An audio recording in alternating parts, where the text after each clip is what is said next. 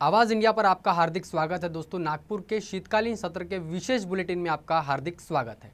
शीतकालीन सत्र में आज प्याज के ऊपर चर्चा हुई। उप मुख्यमंत्री देवेंद्र फडणवीस ने कहा कि अगर जरूरत महसूस हुई तो किसानों का सारा प्याज केंद्र सरकार खरीदेगी। इसके ऊपर विधान परिषद में विपक्ष के नेता अंबादास दानवे ने भी इस संदर्भ में सवाल उठाया था और इसके पहले विधानसभा में विरोधी पक्ष नेताओं ने धरना प्रदर्शन कर इस बात का जाहिर विरोध प्रदर्शन किया था।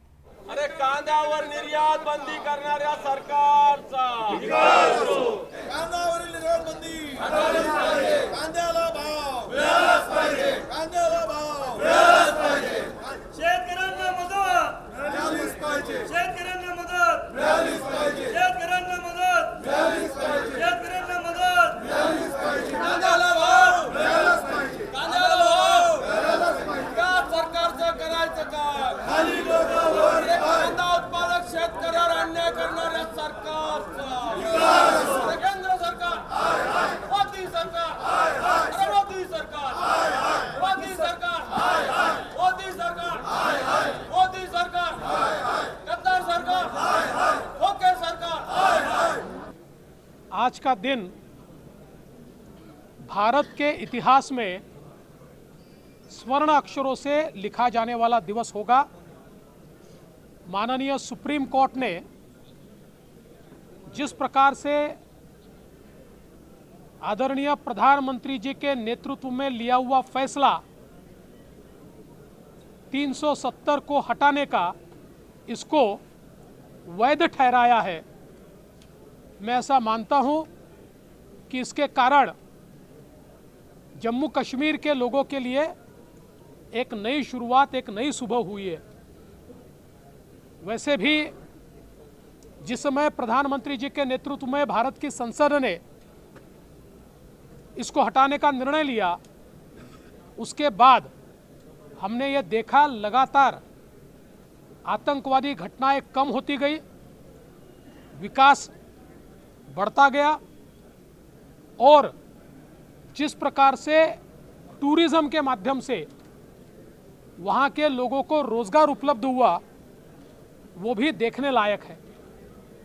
ऐसे में आज का फैसला ये मील का पत्थर साबित होगा और किसी के मन में भारत की एकता और अखंडता के बारे में, जम्मू कश्मीर के बारे में यत्किंचित भी शंका होगी तो आज उस शंका को भी समाप्त करने का काम ये सुप्रीम कोर्ट के निर्णय से हुआ है। और मेरा विश्वास है कि आने वाले दिनों में प्रधानमंत्री जी के नेतृत्व में जम्मू और कश्मीर ये बहुत बड़े पैमाने पर वहाँ के लोगों की आशाएं, आकांक्षाएं, अपेक्षाओं को पूर्ण करने वाला राज्य बनेगा। और जिस प्रकार से हम कहते हैं कि भारत का मुकुट ये जम्मू कश्मीर है, ये मुकुट निश्चित रूप से आने वाले दिनों में चमकेगा और दमकेगा। ये बहुत बड़ा निर्णय है। ये पूरे देश के जनता के दिल का ये निर्णय है, क्योंकि अखंड हिंदुस्तान, अखंड भारत ये हमारी संकल्पना है। और मैं ये भी कहूँगा, हमारे हिंदू हृदय बाबा साहेब ठाकरे जी का भी यही सपना था, करोड़ों देशवासियों का ये सपना था कि धारा 370 हटे, और वो मोदी जी के नेतृत्व में धारा 370 हटाई गई।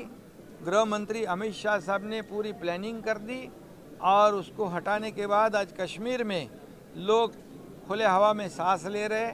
मैं कई बार अभी कश्मीर गया, जहाँ पर लाल चौक में जहाँ पर कोई तिरंगा नहीं फहरा सकता है, वहाँ हमारे मोदी जी ने तो वहाँ पहले फहराया।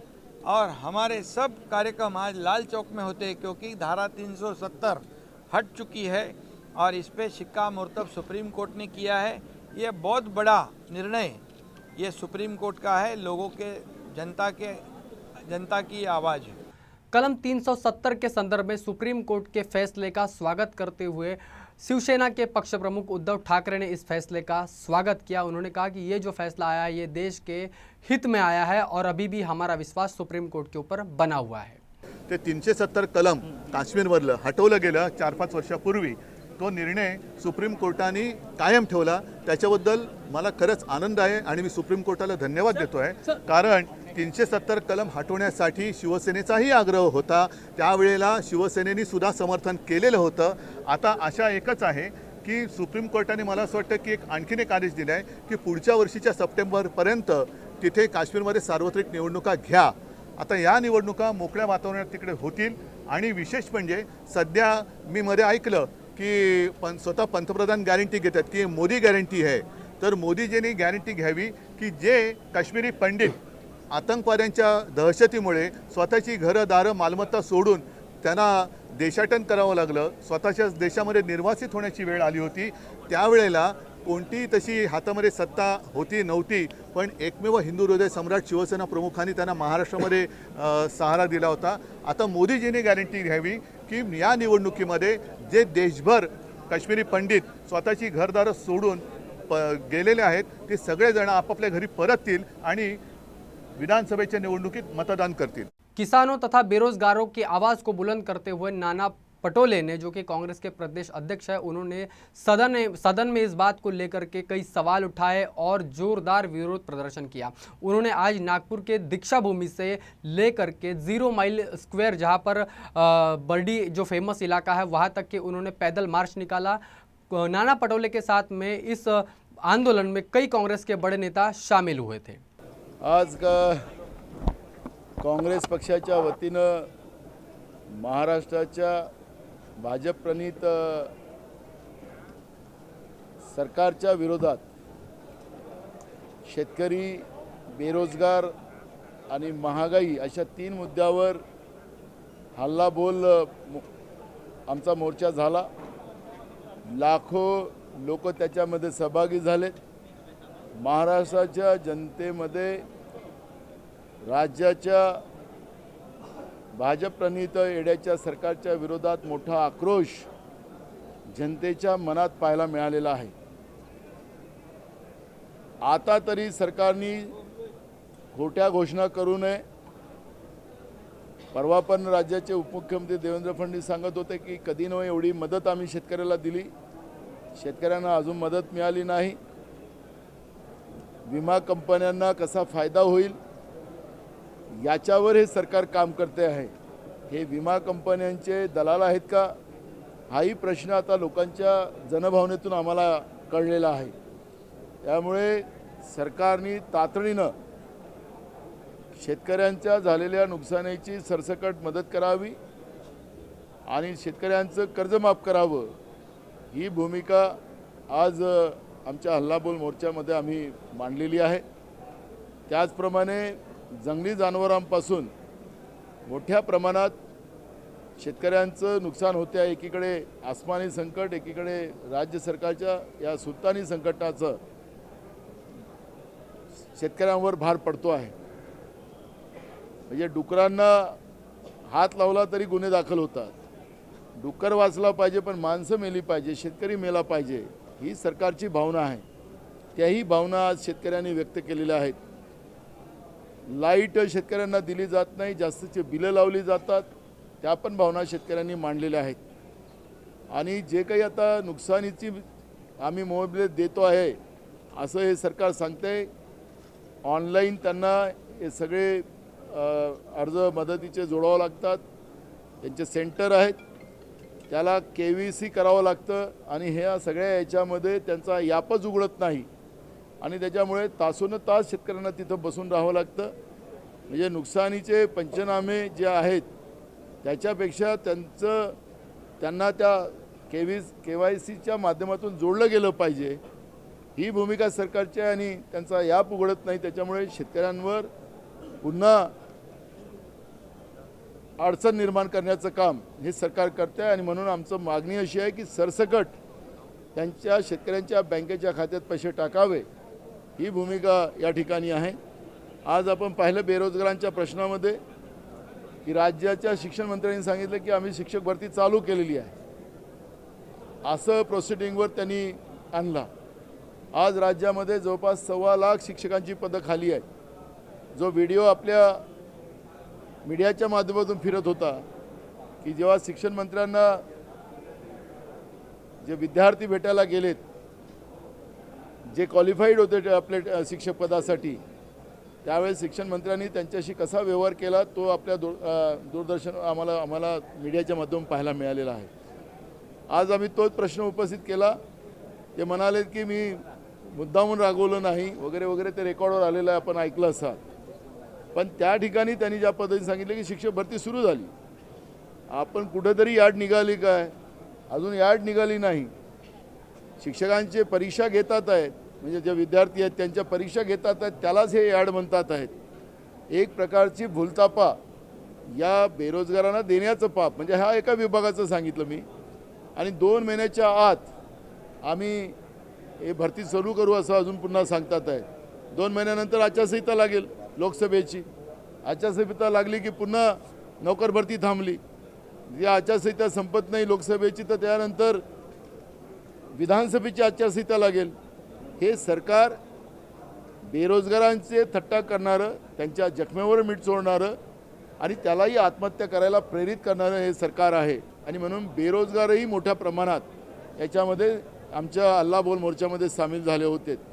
त्याचप्रमाणे महागाईचं कळस जो गाठला गेला, त्याच्यामध्ये गृहिणींच्या आत्महत्या आत्ता महाराष्ट्रामध्ये आपल्याला पाहायला मिळतात आहेत. त्यामुळे महिलांची संख्या या हल्लाबोल मोर्चामध्ये मोठ्या प्रमाणात होती. महागाईच्या बद्दलची भूमिका त्यांची स्पष्ट होती आणि महागाई कमी केली पाहिजे. एकीकडे सरकार सांगतं की कांदा निर्यातीवर आम्ही बंदी याच्यासाठी केली की भाव हे वाढले नाही पाहिजेत. म्हणजे विदेशातून तुम्ही जेव्हा कांदा आणता त्यावेळेस त्या कांद्याला आणण्यासाठी लागणारा जो खर्च आहे तो एकदा राज्याच्या देशाच्या जनतेसमोर यांनी दाखवून द्यावा. आखरी मोठ्या प्रमाणात आयातीच्यामध्ये पैसे तुम्ही खर्च करताय. बघा, केंद्र सरकारने स्वतः कांदा घ्यावा, राज्य सरकारने कांदा घ्यावा, पण निर्यात बंदी लावून शेतकऱ्यांच्या घामाला मोबदला मिळू नये हे पाप जे करताय ते निश्चितपणे आज महाराष्ट्रामध्ये शेतकऱ्यांमध्ये मोठा उद्रेक, मग कांदा शेतकरी असेल, धान उत्पादक शेतकरी असेल, कापूस शेतकरी असेल, सोयाबीन शेतकरी असेल, द्राक्ष शेतकरी असेल, या सगळ्या शेतकऱ्यांमध्ये भयानक नाराजी या ठिकाणी आपण पाहतो आहे. त्यामुळे महिला असतील, शेतकरी असतील, तरुण मुलं मुली असतील, यांच्या मनामध्ये या भ्रष्ट सरकारचं, कारण की आपलं सरकार भ्रष्टाचारी सरकार आहे हे आम्ही नाही म्हणत आहे, NCRचा रिपोर्ट सांगतो आहे. हे गुन्हेगारी सरकार आहे हे आम्ही नाही सांगत, दिल्लीतलं NCR सांगते आहे. त्यामुळे गुन्हेगारी, भ्रष्टाचारी या व्यवस्थेमध्ये नंबर 1 वर आलेलं हे भाजपचं एड्याचं महाराष्ट्रातलं सरकार, त्याच्या विरोधात जनतेमध्ये मोठा आक्रोश आज जनतेमध्ये आम्हाला पाहायला मिळालेला आहे. सीएम एकनाथ शिंदे द्वारा ट्रैक्टर चलाने के वीडियो पर शिवसेना के पक्ष प्रमुख उद्धव ठाकरे ने इस प्रतिक्रिया का विरोध करते हुए उन्होंने कहा कि सीएम के द्वारा ऐसी जो नीति है, ऐसे जो काम है वो कर रहे हैं, वो कहीं ना कहीं गलत दिशा की और इस देश के और इस महाराष्ट्र के लोगों को एकत्रित कर रहे हैं, चिन्हित कर रहे हैं. माझं तर म्हणणं असं आहे की आता ही थोतांड खूप झाली. अजूनही अवकाळीबद्दल पंचनामे होत आहेत की नाही काहीच कल्पना नाही. गारपिटीचे पंचनामे झाले असतील नाही कल्पना नाही, कारण आम्ही दरवेळेला शेतकऱ्यांकडे जातो. यावेळेला मी गेलो नाही शेतकऱ्यांच्या बांधावर, कारण काय होतं की मलाच असं वाटतं की आपण जातो, शेतकरी मोठ्या विश्वासाने माझ्याशी बोलतात आणि मी त्यांना सांगतो. जेव्हा मी मुख्यमंत्री होतो तेव्हा इकडेच जे अधिवेशन झालं होतं, ह्याच अधिवेशनात मी शेतकऱ्यांची कर्जमुक्ती जाहीर केली होती आणि ती अंमलात आणली होती. तशीच जर का त्यांना हे पंचनाम्याचं वगैरे थोतांड आता करता येत नसेल तर शेतकऱ्यांची पुन्हा एकदा कर्जमुक्ती करा, ही शिवसेनेची आग्रही मागणी. शीतकालीन सत्र के तीसरे दिवस पर आज कांग्रेस ने महामोर्चे को लेकर के पूरे राज्य का ध्यान अपनी ओर आकर्षित किया. इन मोर्चे को लेकर के धनगर समाज ने भी अपने मोर्चे की उपस्थिति नागपुर के अंदर दर्शाई, अपने हक और अधिकारों को लेकर के विरोध प्रदर्शन किया. साथ ही शिक्षक संघ ने भी इस विधानसभा सत्र के दौरान तमाम मोर्चे का वहाँ पर विरोध प्रदर्शन करते हुए महाराष्ट्र के सरकार को यह चेताया कि अगर पुरानी पेंशन को लेकर के आप कोई फैसला नहीं लोगे तो आने वाले समय में 2024 में इस फैसले के खिलाफ वो कहीं ना कहीं अपनी आवाज़ बुलंद करेंगे. उसके साथ ही जो राशन वितरित करते हैं राशन दुकानधारकों ने भी सरकार के खिलाफ में मोर्चा निकाला और इन तमाम मोर्चों को लेकर के महाराष्ट्र की विधानसभा में जो नागपुर में जो विधान भवन में ये जो सदन है इसके भीतर सदन के बाहर बहुत बड़ी चर्चा और बहुत बड़े मोर्चे और आंदोलन का जो विरोध प्रदर्शन है तमाम जनता ने किया. इस बात को लेकर के आपकी क्या सोच है, आपकी क्या प्रतिक्रिया है, कमेंट बॉक्स में ज़रूर बताएं। बने रहे आवाज़ इंडिया के साथ, तब तक के लिए नमस्कार।